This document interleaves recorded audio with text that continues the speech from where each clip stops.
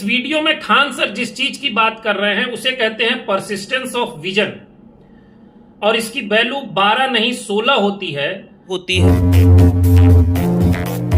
Correct. तो इसकी frequency कितने हर्ट्ज होती है? इसका मतलब जो बल्ब जल रहा है ना हम लोग के यहाँ, ये 50 बार हाई जल रहा है, 50 बार लो जल रहा है, 50 बार हाई 50 बार लो। आप ध्यान दीजिएगा तो पता ही नहीं चलता है, क्योंकि 1 सेकंड में अगर कोई घटना 12 बार हो जाए तो हमारी आंखें उसको नहीं पकड़ पाती। 1 सेकंड में अगर कोई घटना कितनी बार हो जाए तो हमारी आंखें उसका अंतर नहीं पता कर पाएंगे। समझ में आ गया? कितना बार हो रहा है? इस वीडियो में खान सर जिस चीज की बात कर रहे हैं उसे कहते हैं परसिस्टेंस ऑफ विजन, और इसकी वैल्यू 12 नहीं 16 होती है। यानी कि हमारी आंखों के सामने से कोई भी चीज अगर 1/16 सेकंड में हटाकर पुनः वहां रख दी जाए तो हमारी आंखें उससे पकड़ नहीं सकती हैं, यानी हमें पता ही नहीं चलेगा कि वह वस्तु वहां से कभी हटाई गई थी।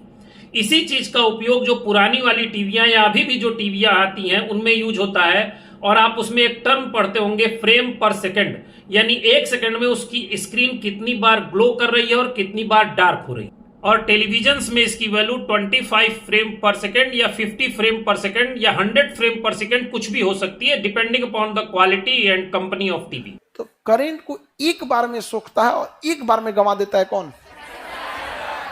कैपेसिटर। समझना कि नहीं? इस कैपेसिटर का यूज कहां करना पड़ेगा? देखिए, जितने भी मूविंग पार्ट्स होते हैं सब ना, मूविंग पार्ट्स, उनको स्टार्ट होने में थोड़ा ज्यादा एनर्जी की जरूरत होती है। जैसे पंखा अगर स्टार्ट है तो घूमने में कोई दिक्कत नहीं, लेकिन बंद हो गया तो स्टार्ट करने में उसको बहुत ज्यादा करंट चाहिए। लेकिन अगर एक बार स्टार्ट हो गया तो उसको कम करंट में चल जाएगा। तो 2 रास्ते हैं आपके पास पंखा चलाने के। खूब हैवी पावर का वोल्टेज दीजिए, 440 वोल्ट दीजिए उसको तगड़ा एकदम यहां पर, और उसके बाद से फिर कम दे दीजिए। इतना में तो दिक्कत होगा, क्योंकि घरे में आ रहा है 220 वोल्ट, उसको कहां से देंगे? इसलिए वहां पे लगा दिया जाता है कैपेसिटर। इस वीडियो में खान सर एकदम सही कह रहे हैं कि सभी मूविंग मोटर्स में इस कैपेसिटर का उपयोग होता है, और वो एकदम सही है। परंतु इस कैपेसिटर का काम एक्स्ट्रा वोल्टेज देना नहीं बल्कि फेज शिफ्ट पैदा करना है, और ये सिर्फ सिंगल फेज मोटर में यूज होता है। 3 फेज मोटर में इसकी जरूरत नहीं पड़ती है, क्योंकि 3 फेज मोटर में जो 3 फेज सप्लाई है वो self rotating magnetic field generate कर देती है। सिंगल फेज के केस में हमको एक ऑक्सिलरी वाइंडिंग की जरूरत पड़ती है, जिसमें कि इस कंडेंसर को लगा करके फेज शिफ्ट डेवलप करते हैं, जिससे कि एक रोटेटिंग मैग्नेटिक फील्ड जनरेट होता है और हमारा पंखा या सिंगल फेज मोटर रोटेट होने लगता है।